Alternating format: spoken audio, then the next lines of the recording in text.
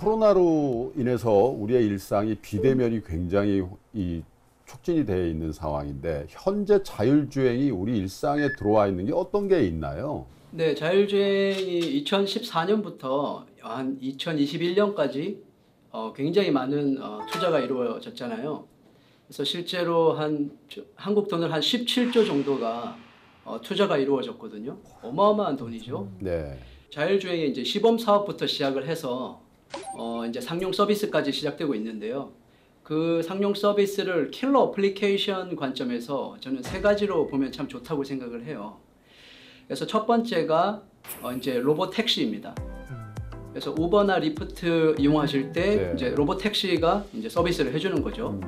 실은 그 테슬라의 마스터 플랜 2가 있어요. 내가 출근을 할 때 테슬라를 타고 그 다음부터 테슬라 오토노머스 모드로 딱 바꾸고 내보내면 얘가 나와서 샌프란시스코 도시에 가서 우버 서비스를 해서 돈을 벌어서 돌아옵니다.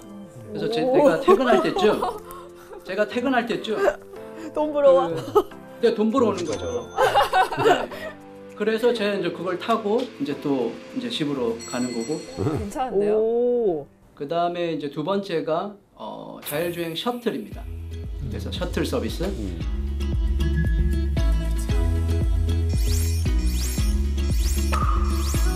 그리고 세 번째가 이제 자율주행 트럭.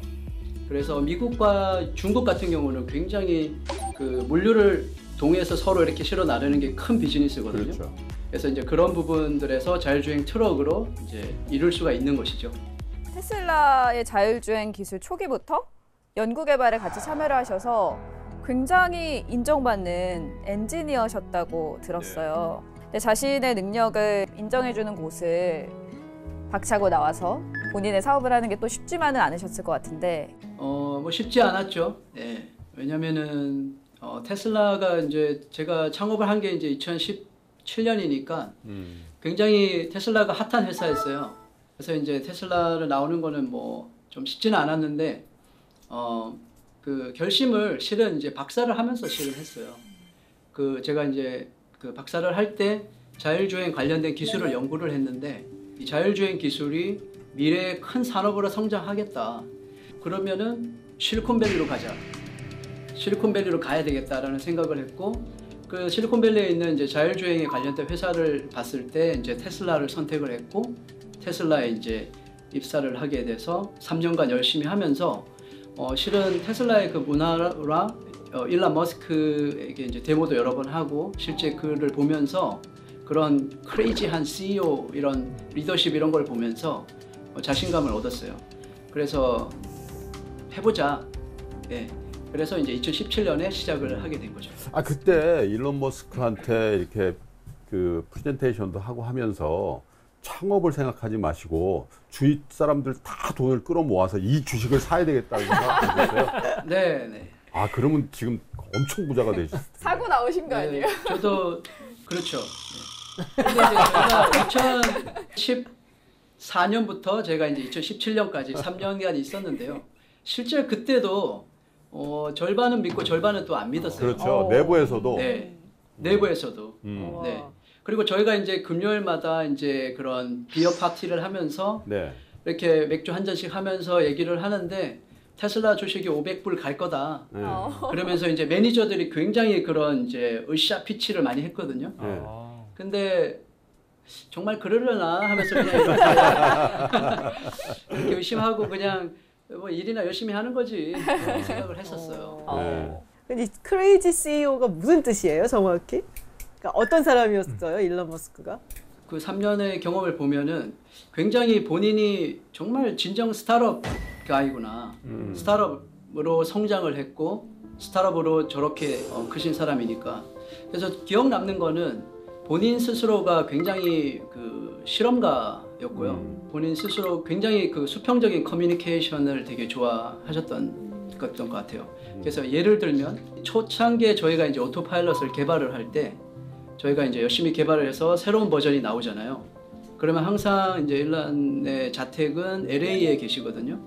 그래서 여기 산호세에 그 프라이빗 jet을 타기 위해서 가요. 그러면 그때 오토파일럿을 테스트 하시면서 가는 거죠. 그리고 프라이빗 jet을 타고 와서 집으로 돌아가서 밤에 최신 버전의 오토파일럿을 내 테슬라 모델 S에 넣어라. 그러면 이제 그거를 밤에 11시에 이렇게 나가서 테스트를 하는 거예요. 그래서 그 테스트를 하고 노트를 만들어서 이렇게 이메일로 저에게 다시 보내주시고. 그러니까 이제 저희가 이제 엔지니어로서 이제 되게 놀랐죠. 와, 어떻게 저렇게 일을 할까 이런 생각을 하게 됐죠. 진짜 그거는 놀랍네요. 그 신뢰가 있는 거네요. 내 목숨을 제일 먼저 건 거야. 그러니까. 거기서의 업무 환경은 어떠셨는지 배웠던 어떤 그런 특징들이 있으면 지금 어쨌든 또 운영하고 계시잖아요. CEO로서 거기에 어떻게 적용하고 싶다 이런 계획들이 있으신가요? 2014년에 제가 테슬라에 갔을 때는 굉장히 놀랐었어요. 저는 굉장히 그 기대감이 컸거든요. 네. 그래서 갔는데 회사의 상황이나 그 시스템이 굉장히 안 좋은 거예요.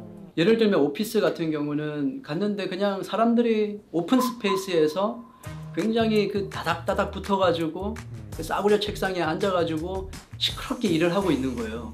그래서 제가 갔더니 여기 네 책상이고 여기서 일을 해 이렇게 하는데 너무 시끄러운 거예요. 그래서 와우, 정말 좀 약간의 충격이었었고요. 네. 그런데 이제 일을 하다 보니까 이제 그 테슬라의 그 문화의 매력이 나오더라고요.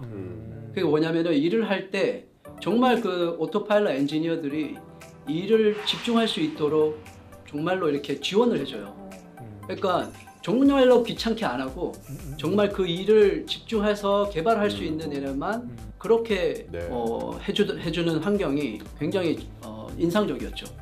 미국 기업 정보 플랫폼 중에 크런치베이스라는 곳에서 그 테슬라에서 배출한 스타트업이 그렇게 많다. 그래서 2021년 1월 5일 기준으로 59개가 테슬라에서 나온 사람들이 창업한 그러니까 스타트업이다라는 얘기를 했다고 하더라고요. 그러니까 무슨 뭐 테슬라 사관학과도 아니고, 그러니까 물론 이제 뭐 대부분 뭐 전기 배터리라든지 이런 쪽에 있지만 그 외 다양한 분야에도 포진이 되어 있는데 이렇게 되면 테슬라에서 뭐 졸업장을 딴 것처럼 나온 사람들끼리 진짜. 서로 협업하고 그 어떤 생태계를 만드는 게 아닌가라는 생각도 들거든요. 대표님도 그 중에 한 분이시죠. 그러니까요. 그렇죠. 혹시 대표님은 뭐 같이 테슬라에서 일했던 사람인데 뭐 그 사람도 스타트업을 차렸고 그래서 우리랑 같이 유기적으로 일할 수 있더라 뭐 이런 사례가 좀 있나요? 그래서 지금 테슬라 마피아라는 그런 말도 나왔었는데요. 그 페이팔 마피아처럼. 페이팔 마피아. 네, 결국에는 이제 경쟁과 협업이죠. 그래서 이렇게 분야마다 다를 수 있어요. 그게 뭐냐면은 만약에 제가 창업을 했는데 제 테슬라 동료가 똑같은 거를 만든 거예요. 그러면은 그거는 굉장히 경쟁이거든요. 그러면 시기와 질투죠. 네, 협업 전혀 안 하고요. 굉장히 경쟁을 하게 되고. 오로지 경쟁. 그 다음에 그렇죠. 그렇지만 협업도 해요. 왜냐하면 어떤 분야는 뭐 예를 들어서 그 센서를 만들어요. 그러면은 저희는 이제 자율주행을 하니까 그 센서를 사서 잘 쓸 수 있잖아요. 그래서 그런 경우는 이제 저희가 또 협업을 하고. 네. 하지만 제가 좀 그 진실을 말씀드릴까요? 네, 진실을 말해주세요. 실리콘밸리의 진실은 스타트업들이 협업보다는 경쟁을 많이 합니다. 맞아요. 대표님 퇴사하실 때 회사에서 안 붙잡았나요? 제가 이제 퇴사할 때쯤 이제 스탁 옵션 레터를 받았죠. 그 옵션을 놓고 나온 거를 정말 후회를 하고 있어요. 듣는 내가 마음이 무너진다 진짜. 네. 그 정도였는데. 그런데 이제 그 스타트업을 창업을 하는 거에 이제 콩깍지가 씌어져 있었으니까 그 봉투를 열어보지 않고 그냥 나왔죠. 한 5년 내지 네. 10년 있다가 그런 스톡 옵션을 주는 자리에 계실 것 같고. 맞아. 잠깐만 이거는 부인 사모님 말씀도 좀 들어봐야 돼. 그 얘기하면 상처됐어요. 네, 저희 아내는 모릅니다. 모르는 게 어르신되잖아요. 모르는 게 낫다. 맞아. 얼굴이 애잔해 보이고. 우리가 아는 전 세계적인 기업들이 다 뛰어들고 있거든요. 그렇죠. 뭐 테슬라와 애플, 구글 뭐 지금 그러고 있는데 여기서 이 팬텀 AI가 가진 독보적인 기술력은 무엇이고 또 그들에게 어떻게 어필을 하고 있는지. 저희 회사가 그런 완전 자율주행을 하는 구글이나 애플 그리고 테슬라 같은 회사와 완전 자율주행 기술을 경쟁해서 유명해진 거는 네. 아니고요. 저희 회사는 이제 그 아래 단계를 보면 부분 자율주행 기술이 있거든요. 우리가 ADAS라고 부르는데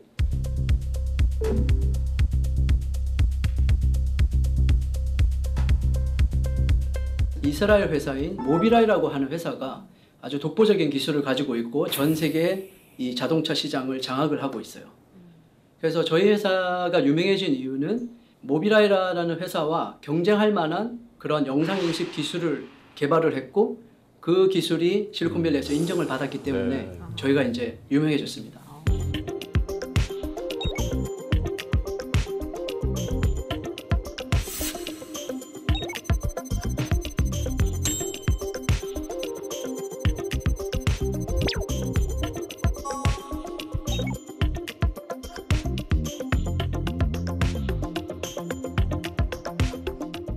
이제 보통 자율주행 단계라고 하면은 0단계부터 5단계까지 6개가 있다고 들었는데요. 0단계는 제어가 없는, 컨트롤이 없는 단계예요. 차가 이제 레인을 이탈할 때 경고만 하는 그런 단계가 이제 0단계고요. 1단계는 이제 컨트롤이 들어가는 거예요. 앞에 있는 차량을 적당한 거리를 유지하면서 따라가는. 2단계로 가면 이제 종방향뿐만 아니라 핸들링까지 자동으로 해주는. 3단계는 기술이 좀 더 고도화돼서 고속도로에서 자율주행을 해주는 건데 2단계와 기능은 비슷하지만 가장 큰 차이점이 있어요. 사고가 났을 때 책임을 누가 지느냐. 그 사고의 책임을 2단계까지는 드라이버, 운전자가 모든 책임을 지거든요. 그런데 이제 3단계부터는 그 운전자 매뉴얼에 나와 있는 그런 환경에서 동작을 했는데 사고가 났다. 네. 그러면은 그거는 이제 그 기술을 만든 그런 또는 자동차 회사가 그 사고의 책임을 져줘야 되는 거예요. 그렇기 때문에 이 레벨 3는 3단계는 결코 쉬운 단계가 아니고요. 그리고 이제 4단계, 5단계가 이제 우리가 말하는 완전 자율주행의 단계고요. 그래서 4단계는 정말 운전에 신경 안 쓰고 드라이버가 그냥 자연스럽게 자율주행하는 거예요. 그리고 이제 5단계가 되면 이제 궁극적인 자율주행이에요. 운전대나 브레이크 페달 같은 게 아예 필요 없는 단계. 이런 게 이제 완전한 자율주행 단계입니다. 자율주행이 꼭 필요한 이유가 뭐가 있을까요? 지금 자율주행은 그 사람의 생명을 살리는 그런 기술이라고 생각해요, 저는. 왜냐하면 지금 운전을 하면서 사고가 많이 나는데 그 사고의 원인이 90% 정도가 다 그 운전자의 부주의와 실수예요. 그런 관점에서 저희가 이런 자율주행 기술을 점점 도입을 해서 그런 사고율을 낮출 수 있다는 거는 저는 굉장히 큰 의미가 있는 거고 그렇기 때문에 저희는 이제 그거를 미션으로 가지고 그런 기술을 계속 개발을 하고 있는 것입니다. 사실은 변화가 있어야지 기회가 생기는 거잖아요. 근데 그 변화가 안 좋은 변화도 있거든요. 뭐 전쟁이나 변혈병 같은. 근데 이런 기술 혁명을 통한 변화가 사실 가장 긍정적인 거예요. 어떻게 보면 인공지능을 연구를 궁극적으로 다 해야 되는데 그거를 눈에 보이는 가장 산업과 경제에 적용할 수 있을 만한 필드가 자율주행 자동차인 것 같아요. 맞아요. 그래서 이거를 먼저 테스트를 하는 것 같고요. 실리콘밸리에서 스타트업 CEO를 하고 계시잖아요. 두 가지 비교를 좀 해주셨으면 좋겠는데 지금 하고 있는 비즈니스는 자율주행이라는 관점에서 실리콘밸리에서 보는 시각 그리고 한국을 보는 시각. 일단 투자에 얼마나 활발하냐, 그죠? 예. 그런 면에서는 실리콘밸리의 타의 추종을 불허합니다. 아까 제가 말씀드린 실리콘밸리 17조라는 돈을 투자가 물론 글로벌이지만 예. 그중에 굉장히 많은 돈은 실리콘밸리에서 투자가 일어난 거거든요. 예. 그런데 한국은 아마 과연 1조 정도를 했을까요? 지금까지? 그런 정확하게 그 집계된 숫자는 모르겠지만 그런 면에서 이제 투자에 비해서는 실리콘밸리에서 지금 느렸고요. 그 다음에 이제 교통 환경의 면을 보면은 물론 이제 어디서나 이제 이제 주거지가 있고 도심지가 있고 당연히 도심지는 굉장히 환경이 복잡하고 어렵잖아요. 그런데 이제 한국은 이제 교통 환경이 굉장히 좀 더 복잡한 그런 예를 들면 이제 강남의 거리를 생각해 보시면 이제 그곳에서 완전 자율주행을 하는 거는 또 쉽지 않은 일이다. 네. 그 다음에 이제 교통의 어떤 인프라 측면을 한번 볼까요? 교통의 인프라 측면은 한국이 굉장히 앞서져 있는 것 같아요. 잘 돼 있죠. 이제 세종시에서 테스트를 하는 이유도 예를 들면은 뭐 5G 그런 통신의 인프라, 그 다음에 이제 교통 환경에 이제 저희가 그 신호등과 이렇게 자동차와 계속 통신을 하고 이런 기술들이 있거든요. 그래서 이제 그런 것들도 다 잘 돼 있고 그렇죠. 그렇기 때문에 인프라 쪽에서는 황림국이 굉장히 발전돼 있다고 저희는 좀 보고 있습니다. 그래서 우리나라만 하더라도요, 2020년까지 대체로 한 1,509억 원 정도 시장 규모가 있다, 자율주행에. 근데 2035년도에 얼마냐면요, 26조 원 정도 시장 규모입니다. 엄청난. 여기서 파생되는 부가가치가 엄청난 거죠. 엄청나겠네요. 그래서 뭐 아까 글로벌 시장에서 구글이라든지 아마존이나 애플이나 이런 회사들 얘기를 드렸지만 우리나라에서도 보면 굉장히 그 큰 회사들이 이 자율주행 쪽에 뛰어들죠. 근데 크게 봐서는 이게 오토메이션, 그러니까 자동화라는 것이 가지고 오는 게 굉장히 많잖아요. 우리 삶이라는 것도 굉장히 많이 변하게 될 거고, 그리고 산업계도 완전히 바뀌게 될 거란 말이에요. 잃어버리는 산업들이 분명히 있단 말이에요. 뭐 대표적으로 지금 얘기만 들어도 딱 떠오르는 게, 아, 그러면 택시 기사님들은 어떻게 하지? 라는 생각이 들고, 대리운전 하시는 분들은 또 어떻게 하지? 라는 생각도 드는 거고. 대리운전 없어지죠. 대리운전 없어질 거 아니에요, 이렇게 되면은. 그리고 지금까지 뭐 정비 기술을 가지고 있던 분들도 완전히 새로운 시스템의 자동차가 나오게 되니까 그분들도 직장을 잃게 되고, 앞으로 준비를 해야 될 게 굉장히 많다는 생각이 들거든요. 이런 자율주행에 대해서 얘기를 하면서 긍정적인 효과나 부정적인 효과 다 얘기했지만 많은 분들이 가장 걱정하는 것 중에 하나가 과연 안전할까? 안전하냐. 그 예전에 2018년도에 그 아리조나주에서 그 우버가 시험 운전하다가 사고를 낸 적이 있어요. 맞아. 근데 그게 이제 판결이 나기를 결국에는 이게 이제 자동차의 잘못이냐 아니면 사람의 잘못이냐, 근데 자동차 잘못이 아닌 걸로 나왔는데 그 이유 중에 하나가 이 사람이 횡단보도로 걷지를 않고 무단횡단을 하고 있었던 거예요. 그러니까 사람의 어떤 비합리적이고 비이성적인 행동이라고 그걸 본다면 사실은 그거를 제어하는 기술까지 우리가 갖춰야 된다는 거잖아요. 네. 지금 완벽하게 자율주행을 하려면은 그렇죠. 가능할까 싶은데요.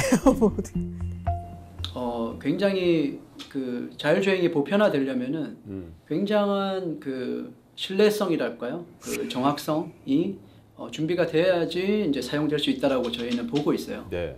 그 인지와 판단이 굉장히 어렵기 때문에 그렇거든요. 그래서 인지라고 하면 카메라나 아니면 아까 얘기했던 라이다 센서를 써서 도로에서 일어나고 있는 굉장히 많은 상황들을 정확하게 인지를 해야 되거든요. 예를 들면은 고속도로를 달리고 있는데 앞차에서 뭔가 물체가 떨어졌어요. 그러면 사람은 그걸 굉장히 자연스럽게 빠르게 인지를 하는데 자율주행차는 그걸 인지하는 게 쉽지 않을 수가 있습니다. 그리고 이제 판단이 있어요. 판단은 이제 그런 인지를 바탕으로 결정을 내려야 되는데 어떤 돌발 상황이 났을 때 예를 들어서 계속 달리게 되면은 앞차와 충돌이 되고 내가 만약에 그걸 피하게 되면 그 인도에 있는 보행자를 치게 된다. 그럴 때 어떻게 판단을 내릴 것인가? 이런 부분이 굉장히 이제 AI 기술들이 많이 들어가는 부분이거든요. 사람이 정말 집중을 하고 운전을 할 때의 그런 능력에 비해서 AI 기술이 그거보다 더 뛰어나야 되거든요. 그래서 그 단계까지 가는 데까지는 이제 시간이 조금 더 걸릴 거라고 저는 보고 있습니다.